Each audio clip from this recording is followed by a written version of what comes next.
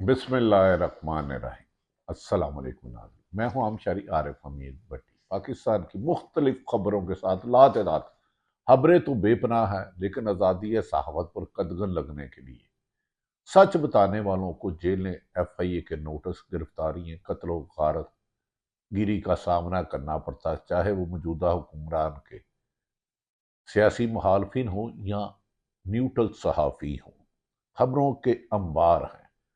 पिछले 20 माह से जिस तरह 1973 के आइन और कानून का मजाक उड़ाया जा रहा है, पाकिस्तान की 76 साल तारीख में उसकी मिसाल नहीं मिलती। आज 7 साल बाद इख्तियारी रहने वाले साबिक वजीर आजम मोहतरम नवाज शरीफ के साहबजादे हुसैन नवाज और हसन नवाज को नैब ने बड़ा रिलीफ दे दिया। 7 साल इख्तियारी रहने वाले तकरीबन 6 या 7 साल वाले एक सेकंड भी जेल में नहीं गए। और आज लिखे हुए फैसले के मुताबिक जो अनाउंस किया गया, हसैन नवाज और हसन नवाज को पनामा केस के बाद जब GIT बनी, एमन फील्ड रेफरेंस, अल अजीजिया और दूसरे केस में बाइज्जत बरी कर दिया गया। इसके केस पे हुकूमत के 30 करोड़ रुपए से ज्यादा खराजात हुए। पहले ये बड़ा रिलीफ नवाज शरीफ को मिला, उन्हें बरी किया गया, पहले सजाएं सुनाई गई। इसी नैब ने फिर डील करके कमर जावेद बाजवा से वो लंदन गए, फिर नवाज शरीफ की सजा खत्म हुई, फिर वजीर आजम मोहतरमा मरियम नवाज की हुई, और अब हुसैन और हसन जो कहते थे पाकिस्तान पर हम नहीं आते, जाओ जो करना है कर लो, हमारा कानून नहीं लगता। आज नैब के जज, काबिल एहतराम जज ने दोनों भाइयों को सुनने के बाद एहतसाब अदालत के जज नासिर जवेद राना ने 7 साल इख्तियारी रहने के बाद बाइज्जत बरी कर दिया गया। बाइज्जत बरी कर दिया गया। ये वो केस है जिस पर पाकिस्तान के अहम तरीन अदारों की GIT बनी। सुप्रीम कोर्ट के जज साहबान ने सुना। दूसरी तरफ कहा जा रहा है कि खबरें तो बेपनाह हैं, लेकिन खबरें मुख्तसर करते हैं। सिंध के इलाके लाड़काना और दीगर में हर महीने कमो बेशतर 25 से 30 लोग तावान के लिए अगवा किए जाते हैं कच्चे के इलाके में, जहां डाकू नहीं पकड़े जाते। और ये मामूल है। हर माह 25 से 30 लोग डाकों में तावान के लिए डाकू कच्चे के इलाके में कर लेते हैं, जिनके खिलाफ सैकड़ों नहीं तो दर्जनों मरतबा नाकाम ऑपरेशन किए और पुलिस का अरबों रुपए बजट है। तीसरी तरफ 7 महीने से जेल में बंद बानी तरीके इंसाफ को आईने पाकिस्तान और अदालतों के इंसाफ के दोहरे मेयार देखें कि एक तरफ तो हुसैन हसन नवाज को 3 केसों में बाइज्जत बरी कर दिया गया, और दूसरी तरफ पाकिस्तान में रहने वाले बानी तरीके इंसाफ को 7 माह से जेल में बंद है, और अडयाला जेल में ही हेयरिंग होती है। जज भी वहां डालते हैं, अदालतें भी वहां लगती हैं, रात 12-12 बजे तक केस लगता है, और 5 दिन में, एक दिन में 7 साल की कैद, 14 साल की कैद और 10 साल, 31 साल कैद दे देती है। और साइफर केस में आज भी जिरा हुई तो बादियुल नजर में अगर वो बराह रास्त दिखाया जाता तो उस झूठे केस का सिफर हो गया था, लेकिन उसकी जज साहब ने कल डेट डाल दी। कानून भी कमाल मजेदार है भाई। ये जब मेहरबान हो तो आपको कत्ल भी माफ है। जुल्फकार अली भट्टो को जियाउल हक ने फांसी दी, और 25 साल बाद या पता नहीं 45 साल बाद अदालत ने उस केस को झूठा करार दे दिया, उस फैसले को।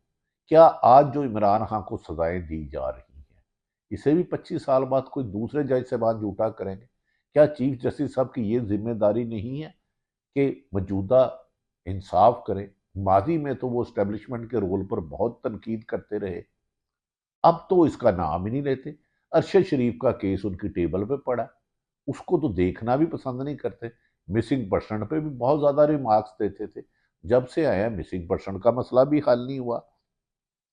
دوسری طرف 2 سال بعد جب عمران خان کی حکومت ختم کی گئی، عمران خان کی حکومت ختم کی گئی تو انہوں نے لانگ مارچ کیا۔ لانگ مارچ میں ایک پتا بھی نہیں ٹوٹا، لیکن حکومت نے ان کے خلاف دہشت گردی کے 2 مقدمہ درج کر دیے گئے۔ 7 مہینے قید میں سینکڑوں طریقے رہنے کے بعد عمران خان کو دہشت گردی کے مبینہ 2 جعلی کیسوں میں آج بری کر دیا گیا۔ ناظرین، عجیب ہے کہ عدالتیں انصاف دینے پر آئے تو ایک دن میں دے دیتی ہیں کہ نواز شریف سزا یافتہ سے لندن سے آئے، ایئرپورٹ پر انہیں وی وی آئی پی پروٹوکول دیا گیا اور انہیں جیسے ہی بایو میٹرک ادھر کروایا گیا تو ان کا کیس بڑا ریلیف دے کے سزائیں ختم کر دی گئی۔ مریم نواز صاحبہ کے بھی سزائیں ختم کر دی گئی، حسین اور حسن کی اتنے بڑے ریلیف۔ مانا اگر یہ کیس سارے ہی غلط ہے تو جنہوں نے مقدمات کیے تھے ان کے خلاف کارروائی کیوں نہیں ہو رہی، انہیں سزائیں کیوں نہیں دی جا رہی کہ آپ نے ماضی میں اتنے لیڈروں کو کیا کیا؟ اور موجودہ حالات میں بانی پی ٹی آئی پر جس نے 2 جھوٹے مقدمے درج کیے تھے ان کے خلاف کارروائی کیوں نہیں؟ 2 سال وہ تو ملک سے بھی نہیں بھاگے، وہ بیمار ہو کے ہسپتال بھی نہیں گیا بانی P T I Imran Khan, jail Adiala jail میں رہا۔ اس کے لیے تو کبھی جج ہمایوں بشیر، کبھی جج بشیر اور کبھی پتہ نہیں کون کون سے جج عدالتوں میں، یہاں تک کہ الیکشن کمیشن بھی جاتے رہے۔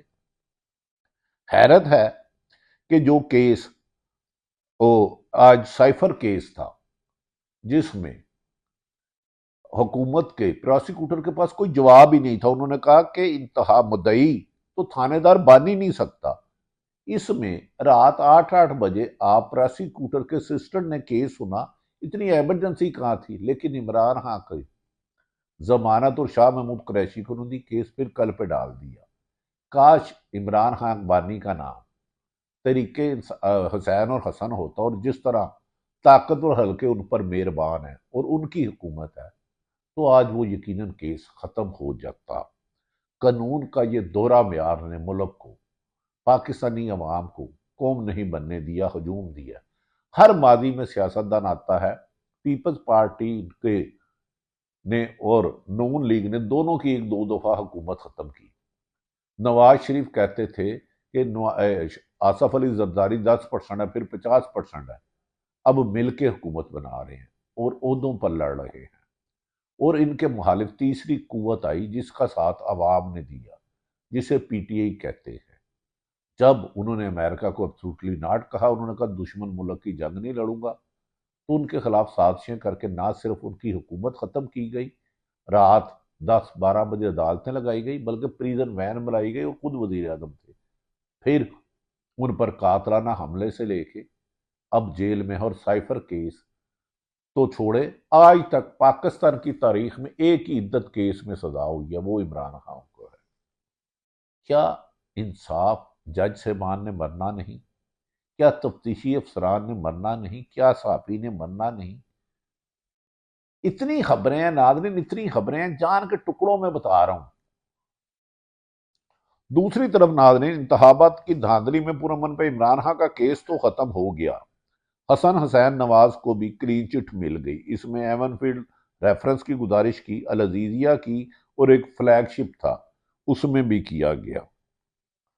دوسری طرف ناظرین، خیرت والی بات ہے کہ عمران خان جیل میں کوئی این آر او لینے کے لیے تیار نہیں، اور موجودہ حکومت چوری کا منڈیٹ لے کے حکومت بنی ہے اور ریموٹ کنٹرول سے چل رہی ہے، خود نون لیگ کے اندر سے آوازیں آ رہی ہیں۔